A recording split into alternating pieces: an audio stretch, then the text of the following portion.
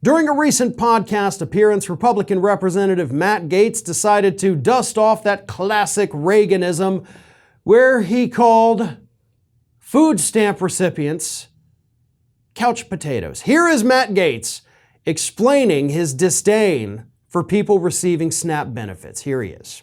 I am a big believer in work requirements.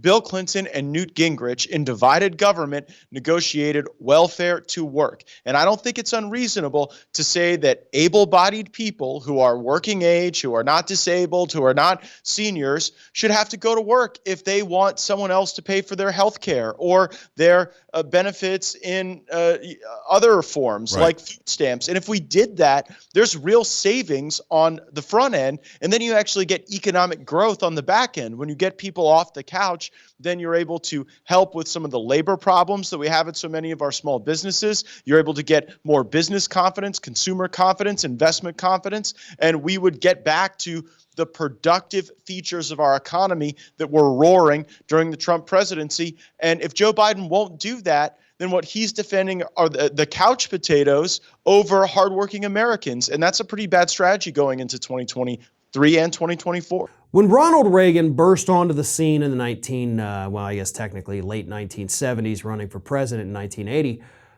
he used that imagery. The lazy welfare queen, living high on the hog, going out and having lobster dinners while you're toiling away at work, but she and her family are living off the government's teat.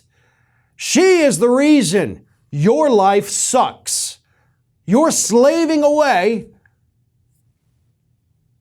and they're getting all those benefits, and they're just living the good life. And you're the sucker while they take advantage of the system. That's what Reagan did, and that is exactly what little Matt Gaetz is trying to do right there. Matt Gaetz, who, by the way, is a very clear example of a nepotism baby, got everything in his life handed to him by his well-connected and, politically relevant father, including his current seat in Congress.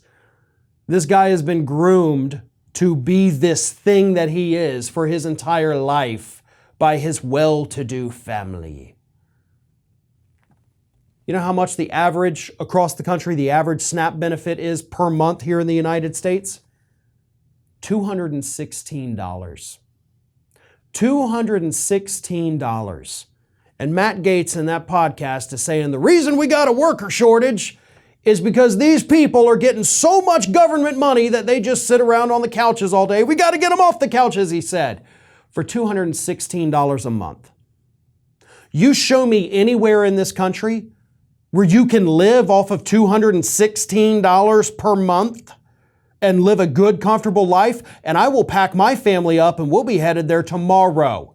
Because such a utopia doesn't actually exist, except in the brains of idiot, well-to-do, well-off Republican politicians who want you to blame those people receiving food stamp benefits for the problems in your life.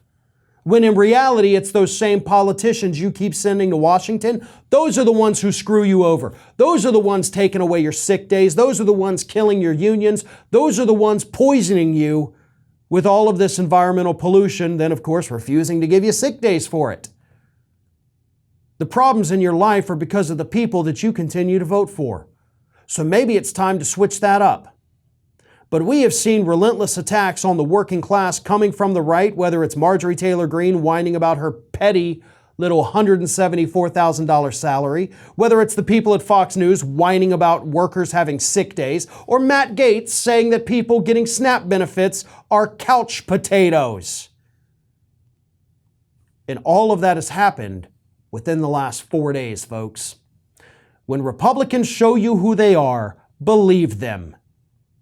They are attacking the working class. They are attacking you. And they are looking down their noses at you, and every one of them is a multi-millionaire that doesn't give a damn if you have benefits at work. They don't give a damn if you can put food on the table. They don't care about you. They just want you to keep voting for them by telling you who's to blame for all your problems. This is Hattie. Hattie wants to know why you have not subscribed to our channel. You obviously like our videos, so do us a favor and subscribe.